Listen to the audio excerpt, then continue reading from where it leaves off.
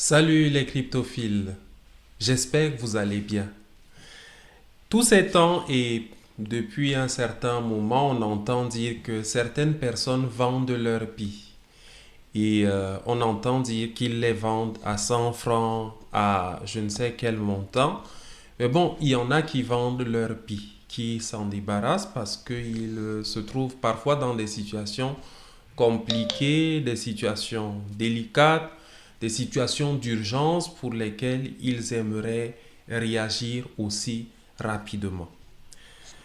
Donc, les situations qui arrivent et qui amènent à ça, déjà il faut se rendre compte que le fait de vendre ces billes relève en fait des illégalités dans l'écosystème.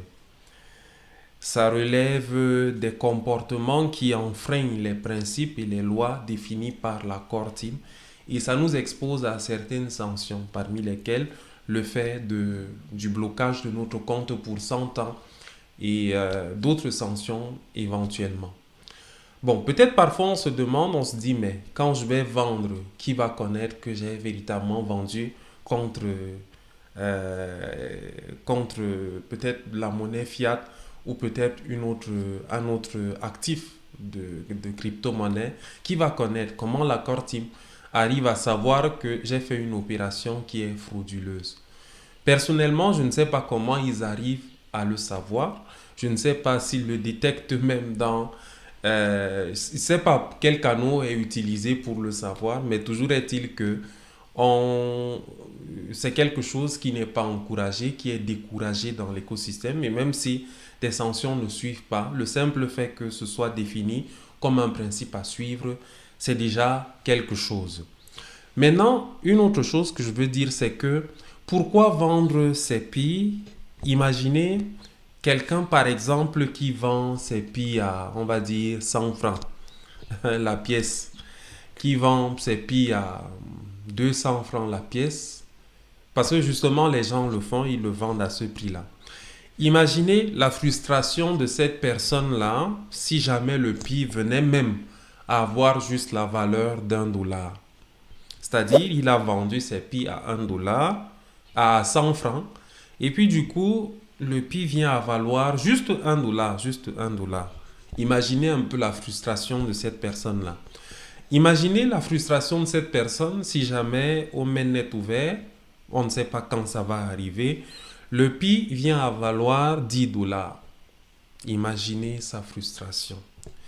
Imaginez sa frustration si le billet venait à valoir 300 dollars, 200 dollars. Bref, que le billet arrivait à valoir quelque chose d'important finalement parce qu'on se bat justement pour que le billet ait une très grande valeur. Il y en a dans l'écosystème qui se battent sérieusement pour que la valeur soit de 314 159 dollars. C'est très audacieux, mais c'est possible. C'est possible dans la mesure où justement nous apportons de la valeur nécessaire dans cet écosystème qui permet que l'actif que nous utilisons justement ait le poids qui correspond à cette valeur-là. C'est possible. C'est possible. Il suffit d'une très bonne rareté du jeton pour que cela soit véritablement possible. Nous pouvons le faire et nous rarifions justement ce jeton-là. Donc, vous voyez parfois, les gens vivent beaucoup de frustration. Et leurs frustrations sont en rapport avec d'autres personnes. Les frustrations de certaines personnes peuvent être un peu comme une malédiction par rapport à vous autres qui avez profité de leur ignorance, avez profité de leur faiblesse à un moment donné. Parce que justement, la personne qui vend à vil prix ses billes, il le fait en toute faiblesse, en toute situation difficile. Peut-être il se trouve en quelque sorte dans le défi de devoir faire des opérations et tout ça. Mais tout ça, ça passe. Peut-être l'une des choses que je peux conseiller à ceux qui se retrouvent à devoir dépendre des billes pour gérer certaines situations, c'est de chercher une activité, de chercher un travail, de chercher quelque chose qui peut leur faire gagner des revenus pour résoudre les problèmes auxquels ils font face, plutôt que de dilapider ces pis et d'avoir le regret plus tard que, oh, j'ai libéré mes pis, je les ai vendus à telle valeur alors qu'aujourd'hui ça vaut telle valeur. Il y aura des frustrations que vous allez entretenir plus tard si euh, quelque chose de spécial arrive avec Pi. Et ça va arriver naturellement. Ça va arriver. Donc, même si on est dans une urgence du genre, bon, j'ai ma moto qui ne fonctionne pas et qui a des problèmes, je dois acheter un certain nombre de pièces pour que ça fonctionne, il faut trouver un autre moyen de résoudre ça. Soit faire un emprunt, soit des choses comme ça pour résoudre les problèmes qui sont urgents. Parfois, nos problèmes urgents, ça dépend simplement des dispositions que nous avons. Et je conseille à tous les pionniers d'avoir l'approche que si vous trouvez urgence dans des situations qui arrivent, trouvez une activité. Peut-être si vous devez à quelqu'un, voyez dans quelle mesure vous pouvez même rendre un service à la personne là, de manière à ce que vous soyez soulagé de la dette qui est sur vous. Par exemple, c'est autant de possibilités. Trouvez peut-être un travail, quelque chose duquel vous pouvez tirer un revenu, aussi modeste qu'il soit. Parce que parfois, il ne faut pas attendre très grand et très et tout ça.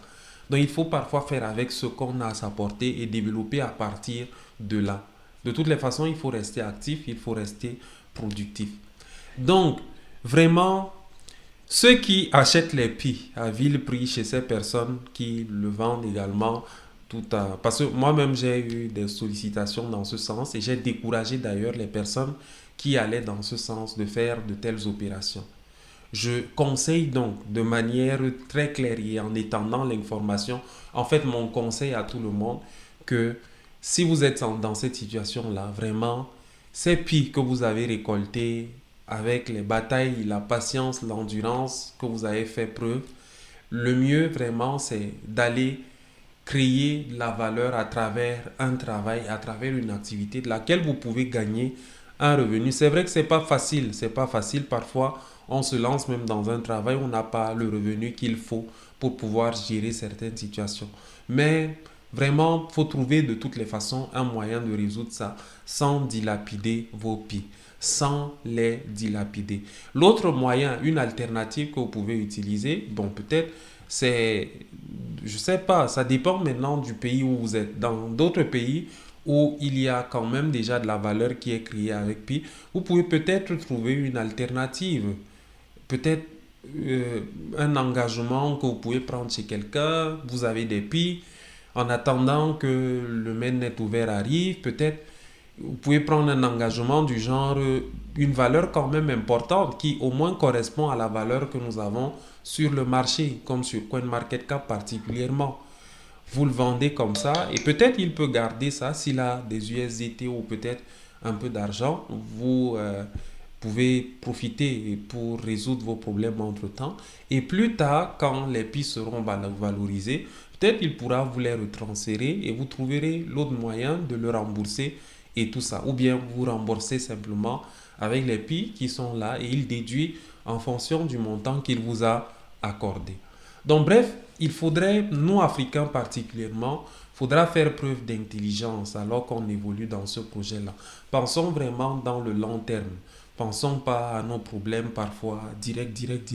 Parce que quand on y pense tellement, on commet l'erreur parfois de prendre des décisions qui nous seront préjudiciables plus tard et qui peuvent être l'occasion de beaucoup de frustration. Donc tous mes encouragements à ceux qui sont tentés de vendre leur PI, d'avoir de la réserve par rapport à ça, protéger ces actifs-là que vous avez, protégez-les précieusement. Nous créons de la valeur dans cette communauté et cette valeur que nous apportons à cette communauté feront certainement que les PI ne valent pas moins que euh, euh, je sais pas quoi dire, que ça ne vale pas, que ce ne soit pas insignifiant quand même par rapport aux autres cryptos. Bien, bon minage à tous, que la santé et la bonne forme soient avec vous. On est ensemble, votre serviteur théologien Simonso.